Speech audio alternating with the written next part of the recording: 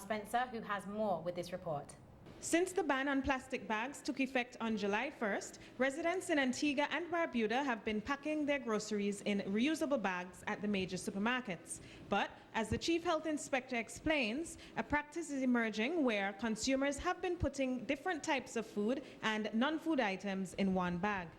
I want to mention something here regarding the new shopping bags that people are purchasing and getting at the supermarkets. I observe that people are putting everything in one bag. For the first week or so, the first 2 weeks, they're putting everything in one bag, and it's a concern because it's causing a problem, what we call cross-contamination. People are mixing up chicken, dairy products, fruits and vegetables, meats and meat products in one bag, because you're not getting the plastic bag now at the supermarket. So somebody going to the supermarkets is going to need in excess, minimum of 5 to 10 bags. He explains that cross-contamination can expose certain food items to bacteria such as E. coli, which is prevalent in meats. It is also a health hazard to have certain non-edible products packed with the edible ones. The Chief Health Inspector is therefore encouraging consumers to have designated bags for the different types of food and non-food items that they purchase. You definitely should have bags for meats and frozen food, chilled foods, and so on. Chicken, because sometimes the chicken drip water from the chicken, the blood from the chicken get in the bag and get on the food and get on the ice cream and get on the butter, get on the vegetables, get on the lettuce. You don't want that. And it's even more so now you're using one bag. So you need several bags to put different food items in. So you need to have a bag for chicken, bag for meat, bag for cold cuts, bag for fruits and vegetables, fruits particularly and vegetable dairy products, and the other dry goods. You don't want to mix them up. The ban on plastic bags forms part of the Ministry of Health and the Environment's push to preserve the environment and comply with climate change targets. Since its implementation, the initiative has been deemed by the ministry as a success. Amar Spencer reporting for ABS News. Meanwhile, there has been a marked increase in revenues collected by the Customs and Excise Division, and according to the man at the helm, they intend to continue along this line of growth. Comptroller of Customs Raju Badu spoke with Aisha Caleb and discussed the strides made to date. The evidence of his detailed trail rests on a wall in his office, and Comptroller of Customs Raju Badu explains why this increase, particularly during the first half of the year, is so noteworthy. For the half year ending June 2016, we made about 13 million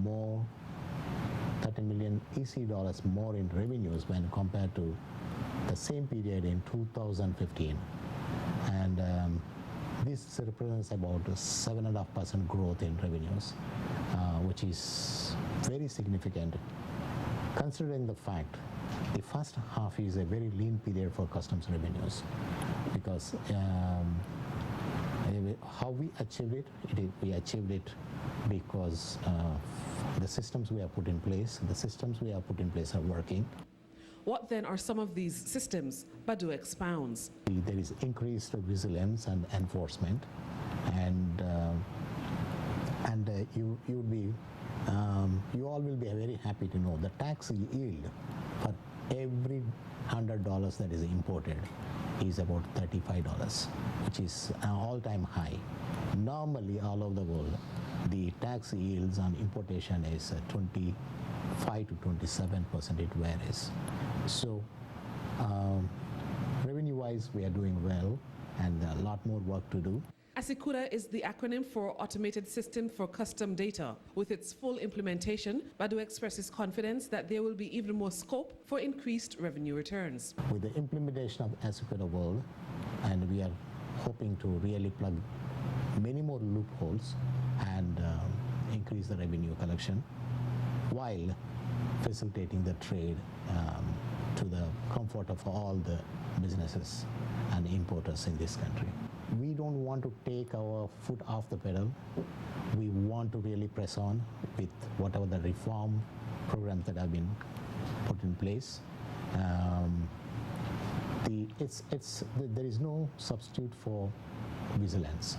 We need to be always vigilant of what is going on.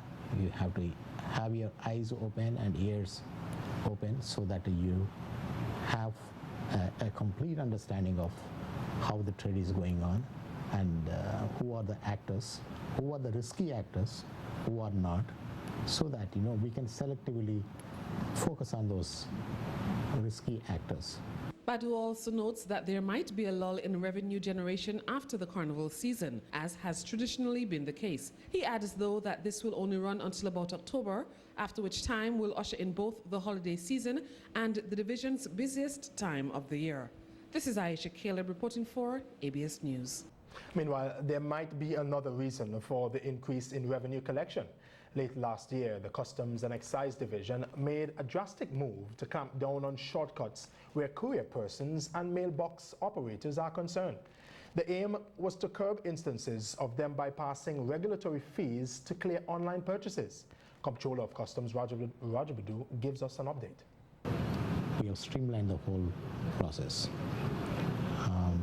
We have identified the weaknesses in the system, and what we did was we have created a second layer of inspection after the goods are released to the prospective customers and the courier operators.